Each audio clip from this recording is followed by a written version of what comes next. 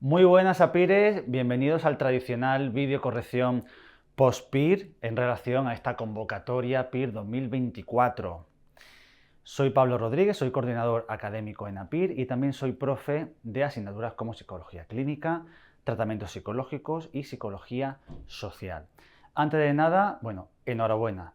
Enhorabuena a todos los que habéis llegado hasta aquí, pese a las dificultades, pese a, digamos, que es una de las posiciones más difíciles que existen con menor ratio de plazas, pese a que, oye, resulta que llegamos al examen y nos encontramos un examen bastante complejo, bastante atípico, con preguntas raras, poco habituales, ¿eh? Entonces, bueno, imaginamos la frustración que muchos de vosotros tenéis que sentir en este momento, teniendo en cuenta que parece que vuelven a cambiar las normas de juego en el examen PIR en relación al contenido de muchas de las preguntas. Bueno, han sido preguntas en ocasiones transversales, preguntas que a los profes nos ha costado determinar si pertenecían a clínica, si son de tratamientos, si son de psicoterapias.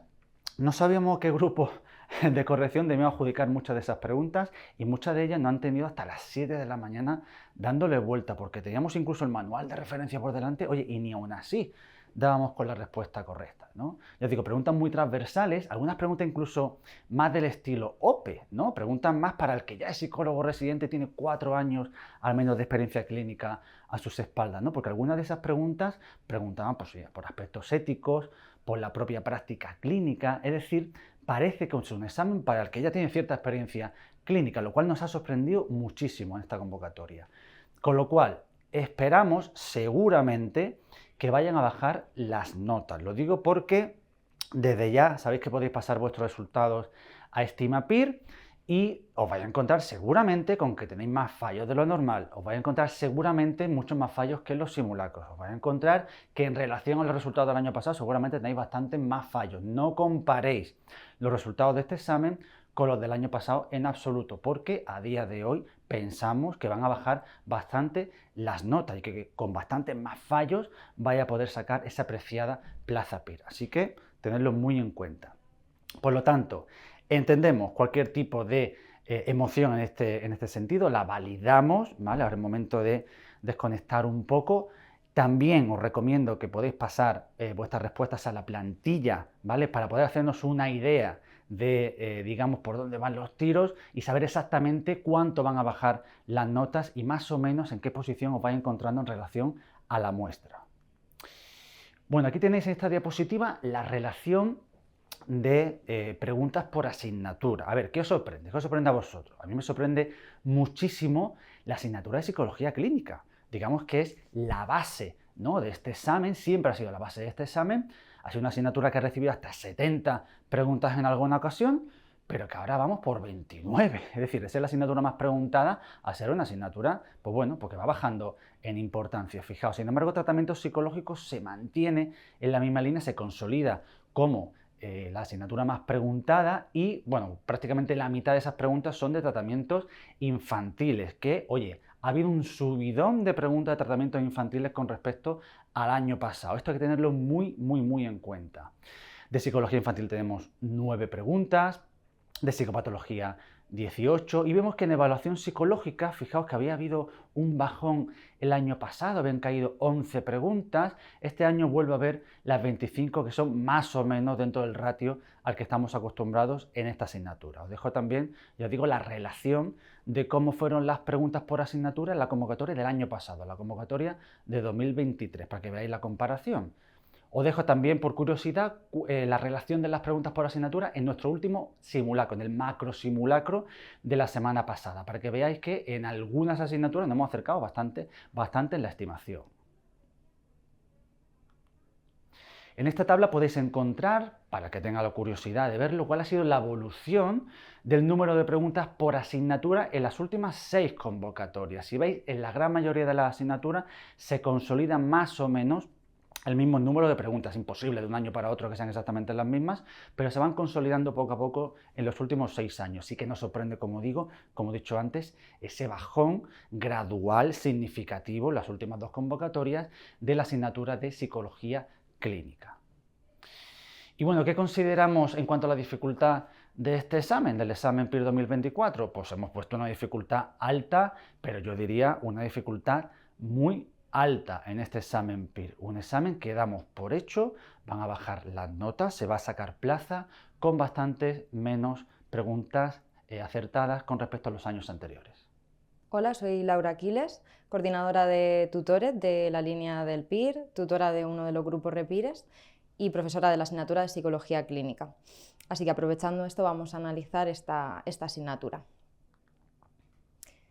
Bien, en esta última convocatoria, como ya ha comentado Pablo, el nivel de dificultad en general de la mayoría de las asignaturas ha sido más elevado, ¿no?, de lo que estábamos acostumbrados en los últimos años. En concreto, en esta asignatura nos hemos encontrado con preguntas de dificultad elevada. Hemos tenido 29 preguntas, como ya comentaba Pablo, hemos ido notando, ¿no?, esta bajada a lo largo de los últimos años en cuanto al número de preguntas de esta área, pasando de 34 preguntas en la convocatoria anterior, de una dificultad media-baja, a estas 29 preguntas en las cuales ha subido un poquito la dificultad.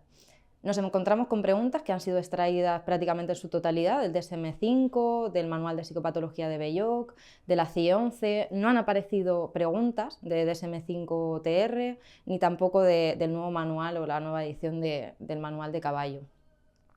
Como ya venía ocurriendo en las últimas convocatorias, cada vez van apareciendo menos preguntas sobre criterios diagnósticos de manera más literal.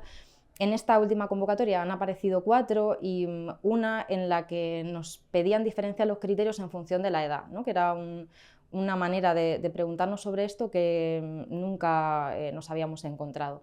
También cada vez menos preguntas sobre prevalencia de DSM-5. Nos sorprenden las preguntas sobre los EMAS, sobre los estados mentales de alto riesgo, habiendo aparecido 3 en total en este examen, 2 que podríamos englobar dentro de la asignatura de Psicología Clínica y una que se podría responder de la asignatura de Tratamientos Psicológicos. Ahora veremos una de las de Clínica. Parece que ha habido cierto cambio, ¿no?, en la tendencia en cuanto a los temas de Clínica.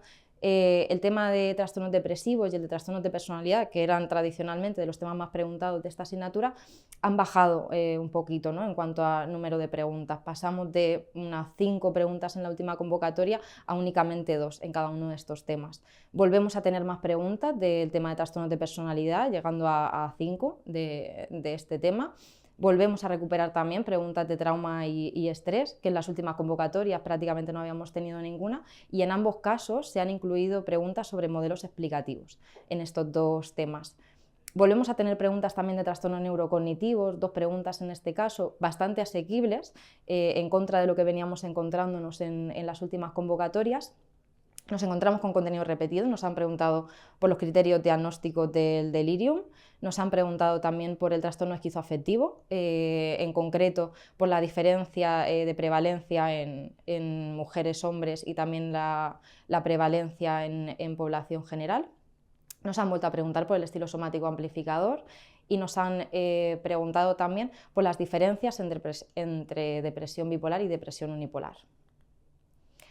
Esta es la distribución de preguntas por tema. Tenéis una tablita comparativa del número de preguntas por tema de la asignatura de esta última convocatoria en comparación con la convocatoria anterior, para que veáis este cambio de tendencia que hemos ido viendo. Pasamos a valorar algunas de las preguntas que nos hemos encontrado. Fijaros en esta pregunta, ¿no?, la pregunta número 80 de la versión 0, que nos dice en qué teoría relacionada con las fobias se sugiere que, desde el punto de vista del sujeto, existe una respuesta nociva Gestalt-like. La respuesta correcta sería la opción 2, la teoría de la incubación de la ansiedad de Eysenck. Esta pregunta nos sorprende, ¿no?, porque es verdad que el concepto de Gestalt-like, aunque aparece recogido en el Manual de Psicopatología de Belloc, tanto en la edición de 2008 como en la de 2020, se sigue manteniendo en la de 2024, no era un concepto comúnmente preguntado, ¿no?, cuando nos abordaban esta teoría de la incubación de Eysenck, que sí que ha sido tradicionalmente muy preguntada, ¿no?, en el examen. En el DSM-5, ¿cuál de los siguientes trastornos mantiene los mismos criterios en su presentación tanto en la infancia, la adolescencia como en la edad adulta? Esta es la pregunta que comentábamos antes, ¿no?, que es una pregunta sobre criterios diagnósticos, pero la manera en la que se ha formulado nos sorprende, ¿no? No se sale fuera de lo que tendría a ser habitual. La respuesta correcta sería la 4, síndrome confusional, al ser el único trastorno de los propuestos que para el DSM-5 no incluye ninguna nota aclaratoria sobre los criterios de niños y adolescentes. Por último, vamos a comentar esta pregunta sobre los EMAR, sobre los estados mentales de alto riesgo, donde nos pedían señalar la falsa. La opción falsa sería la número 3, el grupo EMAR de síntomas psicóticos atenuados está asociado a un mayor riesgo de transición en comparación con otros grupos de riesgo. Esta pregunta no era excesivamente complicada, pero sí que nos obligaba a hacer un razonamiento más exhaustivo, ¿no?, de cada una de las opciones de respuesta, y tenemos que pensar que los síntomas psicóticos atenuados se consideran estados mentales de alto riesgo tardíos, y como sabemos, los estados mentales de alto riesgo tardíos raramente dan el paso a la psicosis. Son los EMAR tempranos los que sí que darían el paso, ¿no?, a estos cuadros psicóticos. Bueno, vamos ahora a analizar la asignatura de tratamientos psicológicos, una asignatura, como he dicho antes, que se consolida como la asignatura más preguntada en el PIR, con hasta 48 preguntas. Os ponemos un nivel de dificultad en la asignatura moderado alto, aunque en las preguntas de tratamientos infantiles vamos a hablar de una dificultad muy alta, ¿eh? Ahora hablamos de esto.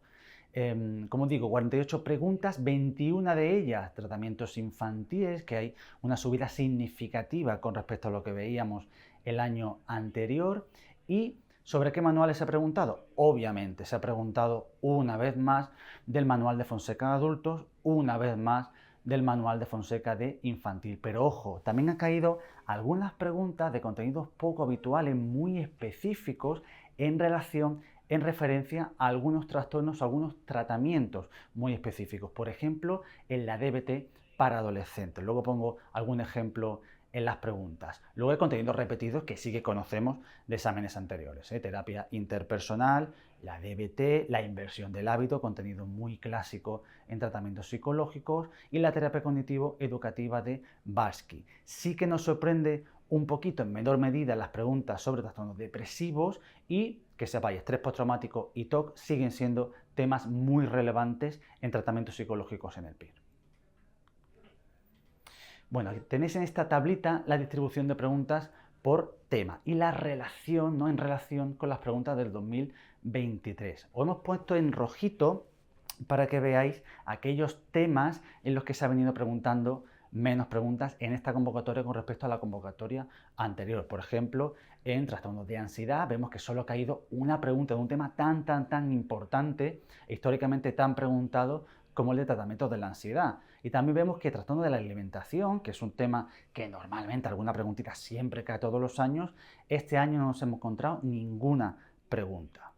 Sin embargo, como he comentado antes, en las preguntas de tratamientos infantiles vemos que hay un aumento significativo en el número de preguntas con relación al año anterior. Veis en verde todos los temas en los que se ha incrementado el número de preguntas. Así que vamos a prestar mucha atención y seguramente vamos a dedicar más tiempo en las clases de este año a las preguntas y a los contenidos habituales de los tratamientos en infanto-juvenil.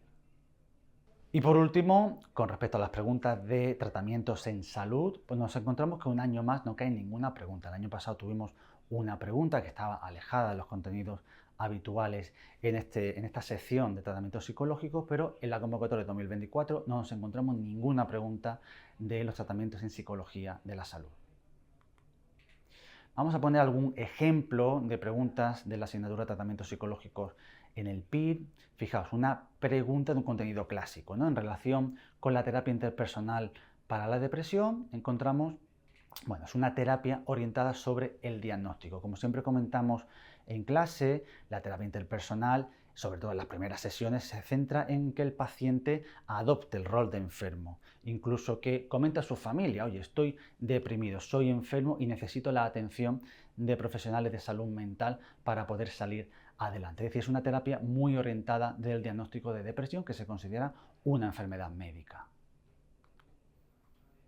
La pregunta 181 dice así: ¿cuál es una de las adaptaciones de la terapia dialéctico-conductual para su aplicación en población adolescente? Y la respuesta que damos por correcta es que la inclusión de un quinto módulo de habilidades denominado Caminando por el Sendero del Medio. Esto seguramente nos suena más bien poco. Esto nos parece que es una pregunta seguramente muy específica. Seguramente esta pregunta la ha podido volcar alguien que está trabajando precisamente con adolescentes y precisamente con la DBT, ya que es una pregunta de contenido muy específicos, y a los que estamos poco acostumbrados en el PIR. Eso de caminar por el sendero del medio, se trabaja mucho con la población adolescente, es precisamente para evitar, digamos, esos conflictos de polarización, las conductas que son muy extremas a veces en esta población y esas estrategias de cambio que hasta ahora damos por hecho que han sido ineficaces. Por último, la última preguntita que os presentamos a tratamientos psicológicos es la aplicación de la entrevista motivacional. ¿Cuándo es conveniente que el clínico utilice el reflejo, ¿no? Y fijaos, esta pregunta la consideramos impugnable, así que todos desde ya a impugnar esta pregunta en Impugnapir, porque podría ser tanto la 3 como la 4 si atendemos al manual de referencia de Miller y Rolnik, como sabéis. Si bien pensamos que el Ministerio finalmente va a dar por buena la 4. ¿Por qué? Porque en un recuadrito de dicho manual aparece específicamente, ¿no?, que cuando se escuche el discurso de cambio, cuando el paciente diga, pues mira, no me conviene tomar cocaína, me estoy dando cuenta de que no me viene bien tomar alcohol por esto, eso hay que reflejarlo en consulta, ¿no? Lo dice específicamente el manual, pero en otras partes del manual vemos que el reflejo también se puede aplicar cuando el paciente esté más contemplativo, ¿no?, en un discurso más de mantenimiento del problema. Muy buenas a todos y todas. Soy Fran Gullón, soy docente de la Academia de Psicología Básica y de Psicología Experimental, y antes de meternos evidentemente a hablar de la asignatura de evaluación psicológica, que tenemos cosas que contar, insistir, ahondar en el mensaje que han lanzado tanto Pablo como Laura y que lanzamos desde la Academia, de que hay que digerir este examen, de que cualquier emoción que estemos sintiendo ahora es totalmente validable y para nada juzgable, porque cuando uno se enfrenta a situaciones de tanta incertidumbre no hay una reacción lógica ni hay una reacción esperable. Así que ánimo en la digestión, aquí estamos. Vamos con evaluación psicológica, asignatura de dificultad alta, como es evidente una vez que uno se lee, hace un primer vistazo al examen. 25 preguntas, aumenta mucho el número de preguntas. En realidad no es sorprendente, lo sorprendente fue el año pasado, que sí que bajamos hasta las 11 preguntas, retomamos niveles habituales de esta asignatura en años previos. Lo que sí aumenta muchísimo es la dificultad. Ahora veremos y pondremos algún ejemplo de preguntas en los que aumenta esta dificultad. Los contenidos o los manuales de referencia de donde salen estas preguntas, bastantes salen de manuales incluso compartidos con otras asignaturas potentes de nuestro examen, como el VELOC en su última edición del año 2020, pero otros sí que salen de artículos científicos muy específicos. Un poco en la línea de lo que decía Pablo, hablando de la DBT para adolescentes, se nota que son preguntas hechas por gente que lo domina en su día a día, es decir, que lo usa en su día a día o que lee artículos científicos en esta dirección. ¿Por qué nos han preguntado? Bueno, diríamos que hay dos grandes ejes, dos grandes focos. Por un lado, la ética, a esto que hacíamos referencia, que parece un examen para gente que ya lleva años de recorrido dedicándose a la psicología clínica, porque nos sitúa sobre preguntas que tienen que ver con los apartados éticos de nuestra intervención. No tanto desde la deontología, de saberse el código deontológico del psicólogo, que esto serían preguntas más habituales, más de memorizar, sino de aplicación ética de algunos principios universales y sanitarios. Y por otro lado, donde ha llegado la gran sorpresa, que de hecho os lo mostramos aquí en esta tabla que tenéis, es en la enormísima importancia que se le ha dado a ese tema, al tema de evaluación de las características psicopatológicas, un tema hasta ahora residual en los años anteriores del PIR, y que este año ha tenido un total de 11 preguntas, una auténtica barbaridad. El 50% de la asignatura prácticamente salía de este tema, que como ya decimos, hasta este año se ha considerado, por su peso en exámenes anteriores, un tema residual. El resto de temas, pues más o menos se mantiene su importancia, evidentemente, apareciendo, como decíamos, la importancia también de la ética, de la aplicación de la ética a la evaluación psicológica, y lo que sí nos llama poderosamente la atención es que no hay ni una pregunta que nos suene de convocatorias anteriores. No hay preguntas repetidas, no hay nada que pudiéramos sacar de haber hecho convocatorias anteriores, lo cual, desde luego, habla de que es un examen, en este sentido, muy novedoso.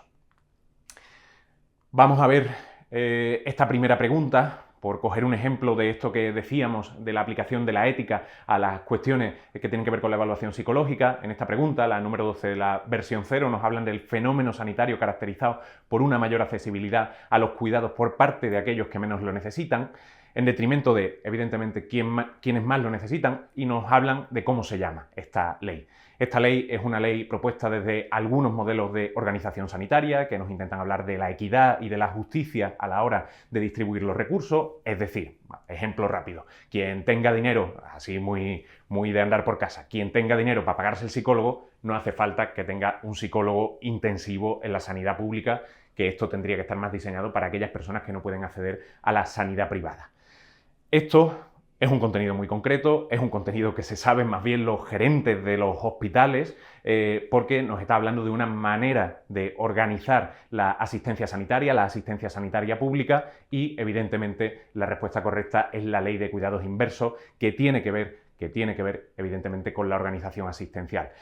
Esto está recogido en manuales de ética, poco relacionados con la evaluación psicológica hasta como se ha preguntado hasta este año, pero ya decimos que desde luego en este año hasta 4, 5, 6 preguntas iban relacionadas con este apartado de la aplicación ética de la evaluación psicológica.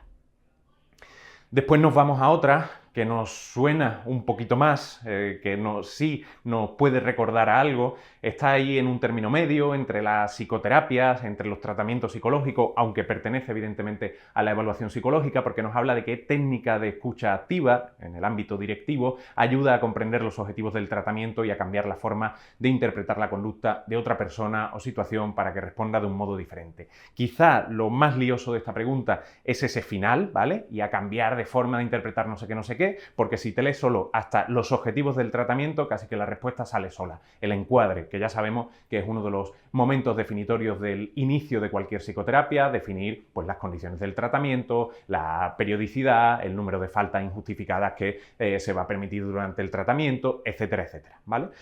Lo otro nos lía un poquito más, ¿vale? Nos lía un poquito más ese final de la pregunta, pero evidentemente es otro de los motivos que se tienen que remarcar dentro del encuadre. Pues aquí no venimos a criticar a fulanito de copas o a fulanita de no sé qué, aquí venimos a hablar de ti mismo y de qué puedes hacer para que algo de esto cambie. Nos han pillado. De acuerdo con la escala de observación, el A22, ¿vale? El A22, ya sabéis, un contenido bastante visto en evaluación psicológica, en la parte en lo que se refiere a la evaluación de infancia y adolescencia en relación con los trastornos del espectro del autismo. Pregunta demasiado específica, pregunta demasiado de ir a pillar, porque nos habla de qué módulo se aplica a niños y adolescentes, ¿vale? Si lo hubieran dejado hasta ahí, pues bueno, no está mal, que tienen un lenguaje fluido. Qué bien, eso me suena, me tiene que sonar evidentemente lo del lenguaje fluido a módulo 3, pero meten ese pedazo de distractor de edad de jugar con juguetes, que es algo que se menciona en uno de los ejemplos del módulo 2, ¿vale? Lo de jugar con juguetes, pero se dice que solo si el niño puede jugar con juguetes y no hablar, entonces se le aplicaría el módulo 2. Es decir, nos han ido a pillar y seguramente alguno o alguna le hayan pillado porque esta era una pregunta muy rebuscada y evidentemente con los nervios del examen, etcétera, etcétera, con esto de enseguida que uno lee juguetes, se puede ir rápidamente, sí, juguetes, módulo 2. No, es el módulo 3 porque el niño, el adolescente por el que nos están preguntando, tiene un lenguaje fluido. Y por último, la última que vamos a repasar de esta parte del temario de evaluación psicológica, otra pregunta muy rebuscada. Nos están hablando de las Children Global Assessment Scales, de la CGAS, una escala proveniente de Estados Unidos de América, una escala poco preguntada, poco conocida en nuestro ámbito y además, no solo eso, amigos, amigas, nos preguntan por una puntuación específica, por un rango de puntuaciones. Estamos muy acostumbrados a que nos preguntaran esto en la escala de inteligencia, etcétera, etcétera, pero aquí desde luego nos pillan, nos van a pillar, porque nos habla del deterioro importante. Incluso deterioro importante 1 se podría ir a responder de 11 a 20. 11 a 20 sería un rango ni siquiera evaluable. de 0 a 20 es un rango en el que no se puede evaluar si se puede aplicar esa escala, y donde empezaría el rango de deterioro importante evidentemente sería de 31 a 40. Preguntas difíciles, preguntas rebuscadas en muchos de los contenidos, como los ejemplos que hemos traído aquí, pero bueno, preguntas que ojalá nos sirvan para conseguir esa plaza. Vamos a analizar a continuación las preguntas de psicoterapias en esta convocatoria PIR 2024. Vais a ver que situamos el nivel de dificultad en alto, ¿no? El año pasado hablábamos de dificultad media, sin embargo el número de preguntas es idéntico con respecto a la convocatoria anterior, 23 preguntas en esta asignatura. La mayoría de esas preguntas, pues sí, las vamos a encontrar en los manuales que ya conocéis, manuales clásicos de la asignatura como el Morejón, el Gimeno, el Fonseca, si bien algunas de esas preguntas son preguntas muy específicas, muy rebuscadas, ¿eh? En cuanto a contenidos habituales que conocéis de otros años, se ha vuelto a preguntar sobre factores comunes en psicoterapia y también sobre elementos de la propia relación terapéutica. En este cuadrito dejamos las preguntas por tema, ¿no?, en relación a la convocatoria del año anterior. Si os dais cuenta, es un examen más conductista, han caído 4 preguntas, el año pasado no cayó ninguna de este tema, sin embargo, sobre terapias cognitivas no ha caído ninguna pregunta en esta convocatoria PIR 2024. En cuanto al tema de modelos integradores, pues vemos que el número de preguntas no nos sorprende porque suelen caer bastante preguntas sobre este tema. Sí es verdad que nos sorprende que la mayor parte de esas preguntas son sobre modelos constructivistas. Os dejamos un ejemplo de pregunta de la asignatura de psicoterapias. La pregunta número 100 nos dice: en relación con el proceso psicoterapéutico, los elementos de la relación terapéutica y los métodos de adaptación, os ponemos como correcta que la metacomunicación es un tipo de autorrevelación.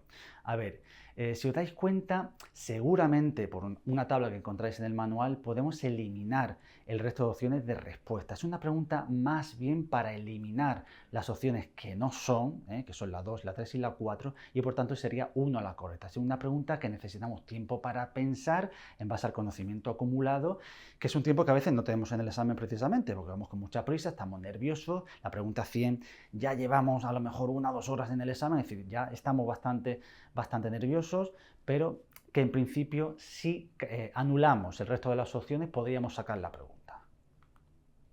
En cuanto a la pregunta 106, cuando un especialista en psicología clínica intenta que un paciente se adapte a su método de tratamiento, en vez de adaptarse él a las características del paciente, podría estar incurriendo en una actitud conocida como, lecho de Procusto. A ver, esto es una pregunta muy específica del manual de Gimeno. Hace relación a la mitología griega. Procusto pues era un señor que estaba en una cama, que estaba enfermo, y le fueron reduciendo cada vez más el tamaño de la cama, con lo cual él se hacía cada vez más pequeño. Es una metáfora, ¿no?, para expresar precisamente esto, la manera en que muchas veces los terapeutas intentan que el cliente, el paciente, se acomode, se adapte a las circunstancias de su modelo en lugar de que sea al revés. Nosotros debemos adaptarnos a las circunstancias del paciente. Pasamos ahora a comentar la asignatura de clínica infantil. Como vemos y como ya hemos comentado al inicio del vídeo, nos vamos a encontrar con una reducción del número de preguntas de esta asignatura. Volvemos un poco a la tendencia previa, ¿no?, a la última convocatoria. La última convocatoria fue cuando nos sorprendieron, ¿no?, con un aumento en el número de preguntas de clínica infantil, 19 preguntas de una dificultad media. Volvemos a tener 9 preguntas, que era pues, lo habitual, ¿no?, el número de preguntas tradicionales que solíamos encontrar. Sin embargo, la dificultad de estas preguntas ha aumentado. Las preguntas que han aparecido en este examen podían contestarse en base a nuestro temario. La mayoría, de hecho, han sido extraídas de forma literal del DSM-5. Sin embargo, ha sido necesario un conocimiento profundo de este mismo manual para poder extraer las respuestas correctas. Se observa una tendencia en los últimos años a preguntar por cuestiones de práctica clínica, como ya viene pasando también en otras asignaturas, ¿no? Ya hemos ido comentando. Parece que son preguntas que han sido formuladas por profesionales que trabajan, ¿no?, con esta población y con este tipo de tratamientos y de terapias. Además, nos han preguntado sobre esta asignatura de clínica infantil por otras cuestiones que, aun no siendo considerados trastornos psicológicos, sí que se consideran como otros motivos de atención psicológica, como por ejemplo el abuso sexual. Se ha vuelto a preguntar por la evaluación del trastorno del espectro autista en edades tempranas. Destaca la ausencia de preguntas de temas clásicamente preguntados, como puede ser el TDAH, la discapacidad intelectual o el trastorno de eliminación. No nos han preguntado nada sobre modelos explicativos, que es algo que sorprende también bastante. Gran parte de preguntas de infantil han sido desde la asignatura de tratamientos, por ello comentábamos antes que en la asignatura de tratamientos hasta unas 21 preguntas más o menos correspondían al área de infanto-juvenil. El nivel de dificultad también se ha incrementado debido a que no hemos tenido preguntas repetidas de años anteriores. La distribución de preguntas por tema más o menos sigue la línea habitual, no hay mucha sorpresa en cuanto a esto. Y pasamos a comentar un par de preguntas, en concreto esta sobre el trastorno del estrés postraumático en la infancia y adolescencia. Esta pregunta se encuentra de manera literal en los criterios diagnósticos del estrés postraumático de DSM-5, sin embargo, se requiere un conocimiento muy exhaustivo de las diferencias entre niños menores y mayores de 6 años para poder contestarla. ¿Vale? Sería la alternativa 4. En cuanto al proceso psicoterapéutico con niños y adolescentes, tenemos que señalar la opción falsa. Esta es una pregunta de práctica clínica, ¿no? Como ya comentábamos, que aparece indirectamente en la parte final del primer tema de este manual de infantil. Para llegar a la respuesta correcta, vemos que tanto la alternativa 1 como la 3 son mutuamente excluyentes, tal y como se instruye a lo largo de la preparación del PIR. Esto hace que descartemos el resto de opciones, llegando a la correcta, ¿no? Que sería la 3. Nos toca ahora el turno de psicopatología. Por fin vamos a una asignatura en la que podemos hablar de dificultad media. No quiere decir esto que no haya habido preguntas complicadas, porque han sido un total de 18 preguntas y podemos decir que ha habido preguntas muy sencillas por tratar sobre contenidos habitualmente tratados en la asignatura y preguntados en convocatorias previas, y alguna que otra, de hecho el ejemplo que traemos de pregunta de psicopatología, que bueno, por la manera de redacción o por la introducción de la propia pregunta quizás nos lía más que otra cosa. Hablamos de un número más o menos habitual, 18, año pasado 21, o sea que un número que no oscila demasiado, y tampoco oscilan los manuales de referencia desde los que se preguntan. No se han repetido preguntas literales, que esto era algo que pasaba o que ha pasado en convocatorias anteriores en psicopatología con frecuencia, pero sí que se han repetido los conceptos por lo que se preguntan. Si hacemos el desglose por temas, los tenéis aquí, sí que es llamativo que las alteraciones de la psicopatología de la conciencia no se preguntan, se pregunta solo una pregunta y además de manera bastante sencilla, y sube mucho la importancia tanto de la sensopercepción como del lenguaje, es decir, pasamos a psicopatología muy fina, muy en relación con los trastornos del pensamiento o muy en relación con lo que serían las alucinaciones, los delirios, etcétera, etcétera. Traemos una pregunta como paradigma de esa redacción a veces un poco liosa que nos hemos encontrado en el examen PIR de manera global y en esta asignatura en particular, que sería la 133. Una pregunta que, si nos quedamos con el final, es muy sencillita: paciente que cree que su piel está infectada por insectos o parásitos, ¿qué es lo que presenta? Esto lo vemos 20.000 veces en el manual, 20.000 veces en las clases, con ejemplos, etcétera, etcétera, pero todo esto de la apofanía de Conrad, un manual muy antiguo, de prácticamente hace 100 años, pues estamos hablando que podía liarnos, desde luego, con lo que ya decimos de los nervios del examen, etcétera, etcétera, aunque si uno se para a pensar un poco, si tuvimos tiempo y templanza como para hacerlo, la respuesta que nos queda, evidentemente, es la de la alucinación cenestésica. Vamos a analizar a continuación la asignatura de Psicología Social en esta convocatoria PIR 2024. Fijaos, sitúo un nivel de dificultad medio alto, si bien me lo he pensado hasta el último momento, porque caen preguntas muy facilitas de contenidos muy habituales en Psicología Social. Sin embargo, hay al menos 2 preguntas alejadas del temario habitual que normalmente manejamos. Ahora lo explico. Han caído 7 preguntas, una menos que la convocatoria 2023, donde también hablamos de dificultad media alta, pero en general la mayoría de las preguntas han sido asequibles, con presencia de aspectos clásico de la asignatura de Psicología Social. Oye, el modelo de cooperación de Kelly, las técnicas de persuasión, la teoría de la acción razonada, nos lo sabemos y encima las preguntas eran bastante asequibles incluso en su formulación, ¿eh? Sin embargo, vemos dos preguntas de contenidos poco habituales, ¿no? Uno es el efecto de la homogeneidad relativa y otro la teoría de la autoafirmación, que es una pregunta a medio camino entre social y básica. La vamos a comentar aquí como pregunta, pero sin embargo la puedes encontrar en los contenidos habituales de la asignatura de básica, ¿eh? Todas las preguntas se localizan en el manual de referencia clásico de la asignatura, el Gaviria y el manual de psicología de los grupos de la UNED.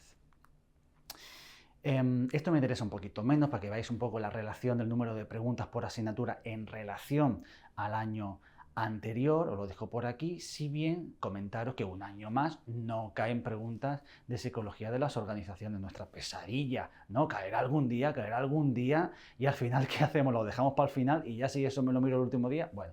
Como siempre os recomiendo en las clases, salvo nuevo aviso, organizaciones no suele caer y por tanto no debe preocuparnos por el momento en el examen PIR. Os dejo un par de ejemplos de las preguntas que han caído. Una sencillita, la pregunta 66, modelo de cooperación de Kelly, en el año 67, de la atribución causal, postula que las personas tratan de identificar el porqué del comportamiento de los demás teniendo en cuenta tres factores fundamentales. Son, por supuesto, distintividad, consenso y consistencia. Espero un año más que la regla mnemotécnica del bebé anda os haya ayudado para responder a esta pregunta con garantías en el examen, ¿eh? Y esta pregunta, la 70, ya os digo, está medio camino entre social y básica, ¿eh? Es la teoría, como digo, la teoría que explica la tendencia de las personas a reducir el impacto de la amenaza al concepto de sí mismo, concentrándose y afirmando su competencia en alguna otra área. Estamos hablando de la teoría de autoafirmación de Steele, ¿no? Podemos pensar, por ejemplo, en el día de ayer, oye, se me dio muy mal una asignatura concreta y eso me perjudica gravemente mi autoconcepto, mi autoestima. Sin embargo, en la asignatura de psicología clínica o de tratamientos o en otras se me dio bastante bien. Ahí se equilibra bastante la idea que tengo sobre mí mismo, ¿no? Bueno, en general una pregunta, yo digo que se podía sacar si lo conocía esa teoría del manual de psicología básica, ¿eh? Pasamos a analizar ahora desarrollo psicológico. Esta asignatura tiene una dificultad media, similar a la convocatoria pasada, el número de preguntas muy similar también. Ha incrementado un poquito, ¿no?, la dificultad porque a pesar de haber caído preguntas fáciles de contenido conocido y habitual en exámenes anteriores, como son los estados de identidad de Marcia, los ecos durante la adolescencia, una pregunta que había sido típicamente preguntada y que llevaba años sin aparecer.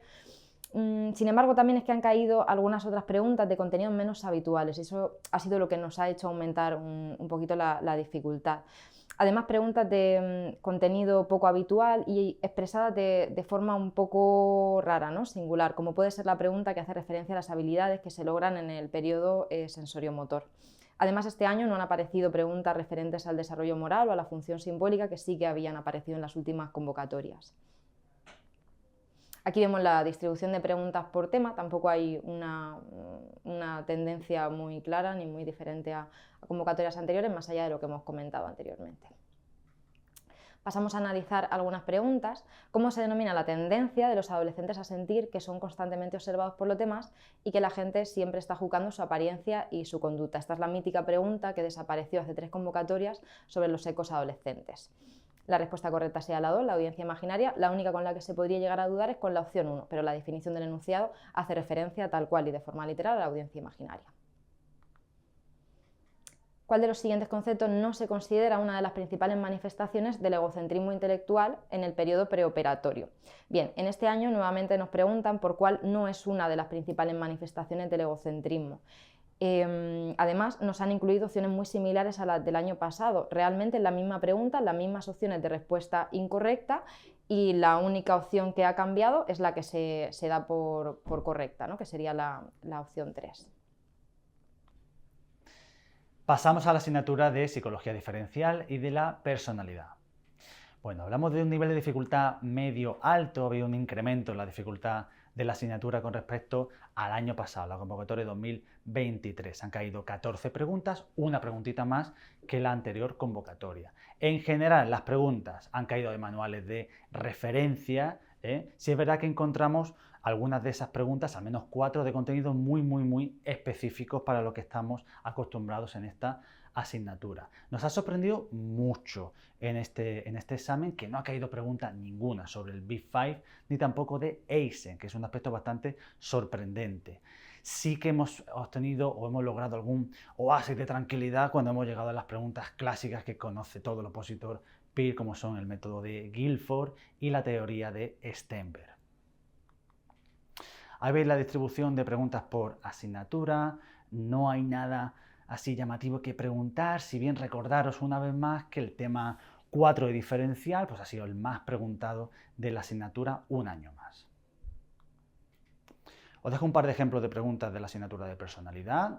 La 46, basándose en la tradición del análisis lexicográfico de Allport y Odberg, Cattell describió una fuente de datos que se basaba en descripciones y observaciones externas al propio individuo. Esta fuente de datos son obviamente, los datos L o datos live. Son heteroevaluaciones o aspectos de la vida cotidiana, como sabéis. La pregunta 203 dice así: según el modelo cúbico de la estructura del intelecto de Guilford, y ya cuando leemos esto en el examen ya como que respiramos un poquito o pensamos, a ver qué nos pregunta, a ver si la complican. No, es una pregunta asequible, muy asequible. ¿Cuál de las siguientes dimensiones hace referencia al tipo de información que las personas procesan? Estamos hablando, por supuesto, de contenidos. Era una pregunta de saberla, Pasamos ahora a analizar una de las asignaturas más temidas, ¿no?, de la preparación PIR, psicobiología. Número de preguntas similar a la convocatoria anterior, unas 10 preguntas frente a las 8 de la convocatoria PIR 2023. Ha aumentado la dificultad. En comparación con otras convocatorias ha habido un aumento en la profundidad de la formulación de las preguntas, que tanto por los conceptos como por la forma en que estaban redactadas requería un dominio y una integración más que considerable de esta asignatura. Nos hemos encontrado preguntas muy específicas de temas y conceptos no habituales en el examen PIR, como es el fenómeno y el concepto de reserva cognitiva, sobre el que han aparecido 2 preguntas que ahora pasaremos a analizar. Están extraídas del manual de Redolar. Respecto a convocatorias anteriores, las preguntas de este año requerían este mayor dominio, esa comprensión e integración, ¿no?, de la asignatura, como decimos.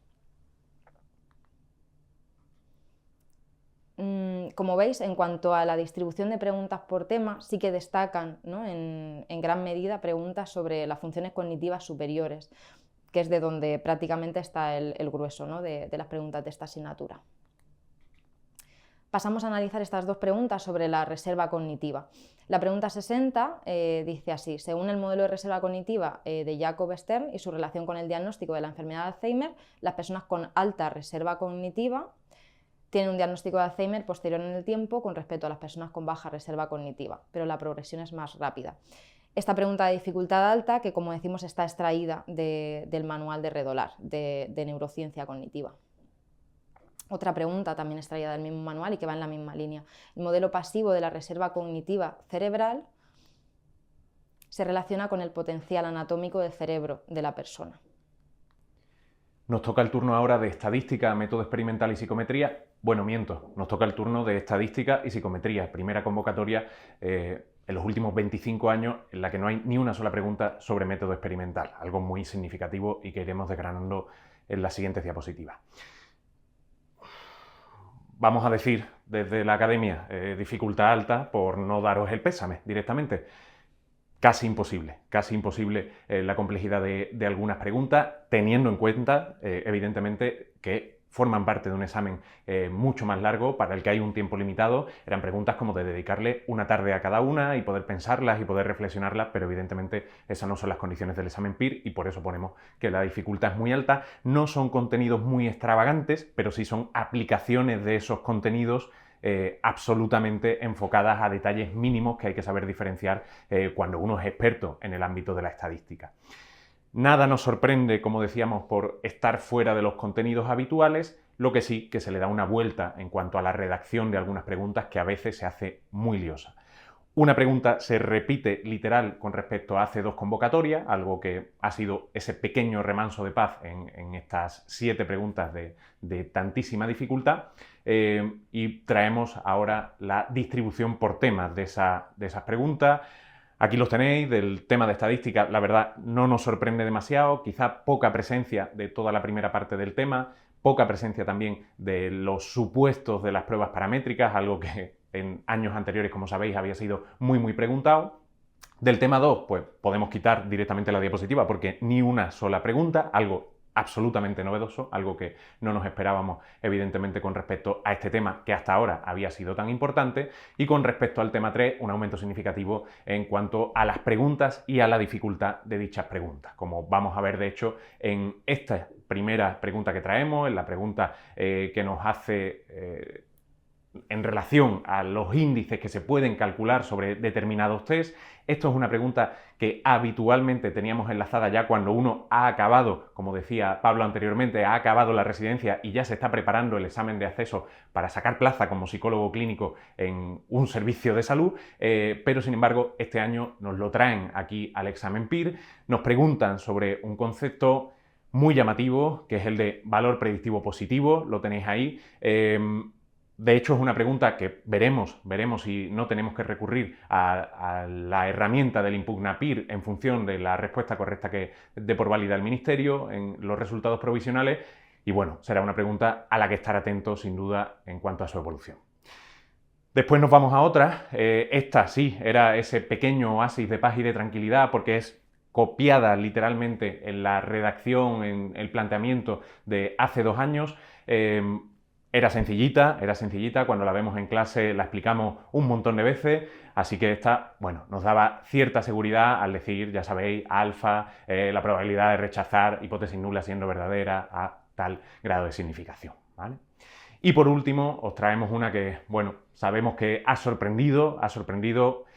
Preguntaban sobre un concepto que dominamos en la asignatura, que lo vemos, que lo tenemos en el manual, el de distribución normal unitaria, pero lo preguntaban de una manera muy rocambolesca. Evidentemente, la única opción falsa era la 2, ¿vale? No nos está hablando ahí de la distribución normal unitaria, nos está hablando del CI de desviación, que se usa, por ejemplo, en las pruebas de inteligencia de Wechsler. Ya sabéis, la distribución normal unitaria, aquella que se basa en las puntuaciones Z, con media 0 y desviación típica 1, pero ya os digo, muy rocambolesca la manera de preguntar un concepto bastante dominado por otra parte. Pasamos a analizar ahora el área de psicología de la salud, que dentro de la complejidad de este examen parece una de las asignaturas más asequibles. Aún así, tengamos en cuenta que el nivel de dificultad ha aumentado respecto a la convocatoria pasada. Volvemos otra vez, ¿no?, al número de preguntas que tradicionalmente aparecían sobre esta asignatura. 3 preguntas en esta convocatoria, una bajada brusca respecto a la convocatoria anterior en la que sí que sorprendió ese elevado número de preguntas de psicología de la salud, llegando hasta 8 preguntas, aunque la dificultad fue más bien baja. El incremento en la dificultad este año tiene que ver con que 2 de las preguntas que han aparecido están fuera del temario habitual, y aunque una de ellas sí que aparezca dentro del contenido que solemos manejar, ¿no?, y sea una pregunta más asequible, la manera en la que nos la han formulado ha sido rara, ¿no? No solían preguntarnos por este concepto en base a un caso clínico, ¿no? Y esto ha requerido por nuestra parte un mayor análisis y más en detalle de esta pregunta. Además tenemos contenidos repetidos como este modelo de la creencia sobre la salud.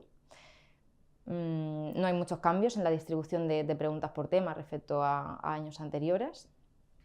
Y pasamos a ver esta pregunta, ¿no?, que decíamos que es una pregunta de contenido ya preguntado en otras ocasiones, pero que nunca se había formulado aplicado a un caso real. Siempre se habían limitado a preguntar por los conceptos clave de la teoría. Al cumplir los 50, el médico de atención primaria de María le ha propuesto hacerse una mamografía preventiva. María ha decidido hacérsela porque cree que podría tener riesgo por sus antecedentes oncológicos familiares, se siente vulnerable y, aunque le han dicho que es una prueba bastante dolorosa, entiende que los beneficios de prevenir una enfermedad grave superan los inconvenientes de las pruebas médicas. ¿Cuál de los siguientes modelos explicaría mejor la decisión de María? Bien, pues este modelo de creencia sobre la salud. Vamos ahora con la última de las asignaturas, psicología básica. se suele decir lo mejor para el final, en este caso más bien lo contrario. Nos encontramos con una psicología básica muy compleja, no en cuanto al número de preguntas, que se mantiene estable con respecto al año anterior, pero el año anterior, fijaos, ¿no?, en esta sensación que comentábamos de que si uno había estudiado psicología básica respondía muy bien la mayoría de preguntas. Este año le vuelven a meter, como en otras asignaturas, como ya han comentado tanto Pablo como Laura, muchas opciones rocambolescas de respuesta, mucho enunciado, difícil de leer, muy largo, que evidentemente dificultan la resolución correcta de las preguntas.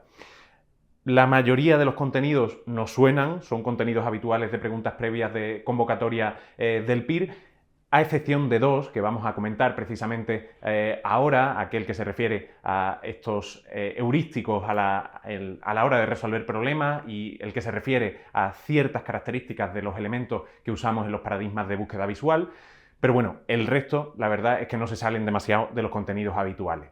La distribución de preguntas por tema no es demasiado sorprendente, suele ser un poco, nos retrotraemos quizás hace 5, 6, 7 años en los que aprendizaje era el tema estrella, ha vuelto a serlo con hasta 3 preguntas y el resto pues se quedan como tema de los que cae alguna pregunta suelta. Traemos aquí precisamente la que inauguraba el examen. En un programa de reforzamiento observamos un patrón que se caracteriza por una alta tasa de respuesta y una pausa después de cada reforzamiento. Había que leer muy bien las dos partes del enunciado, vamos a decirlo así, porque si nos quedábamos directamente con lo de la pausa por reforzamiento, ya sabéis, el patrón festoneado de respuesta, etcétera, etcétera, pero no era el intervalo fijo hacia las que nos empujaba, porque teníamos que matizarlo también con eso del elevado o alta tasa de respuesta. Y ya sabemos que los programas de razón son los que pueden alcanzar esa alta tasa de respuesta y por lo tanto, en este caso, uniendo esas dos cosas sería el programa de razón fija. Comentamos también otra pregunta, en este caso referida a una teoría sobre el aprendizaje, hasta ahora no muy comentada, la teoría del contraste, planteada hace ya casi 50 años, que nos habla precisamente de cuándo cambia un paradigma de reforzamiento, cómo cambia las preferencias del sujeto, pero no por cambios en el valor del reforzador, que eso estaríamos en otra teoría, sino por cambios contextuales, cambios en la aplicación precisamente de ese reforzamiento. En este caso, la única que nos cuadraría con eso, evidentemente, sería la opción 4, que nos describe bien tanto la teoría del contraste como en lo que consiste dicha teoría. Bueno, Pires, pues hasta aquí este vídeo sobre la corrección de lo que ha sido el examen PIR convocatoria 2024. Como hemos dicho al principio del vídeo, estamos aquí, os acompañamos, somos conscientes del tremendo esfuerzo que habéis hecho y también que seguramente en el día de hoy y en días posteriores vais a estar dándole vueltas a lo que ha sido este examen. Recordaros que los tutores están disponibles para acompañaros incluso ahora, aunque ya haya sido el examen, los tutores siguen disponibles para que podáis contactar con ellos para, bueno, expresar un poquito cómo os sentís y toda la incertidumbre que han surgido después de un examen de estas características.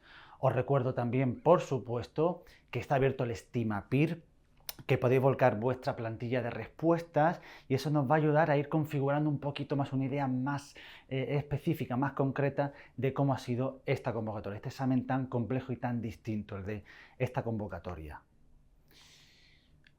Como siempre, os acompañamos, estamos con vosotros y recordaros, la Academia PIR cumple 10 años este año, 10 años acompañando a psicólogos internos residentes.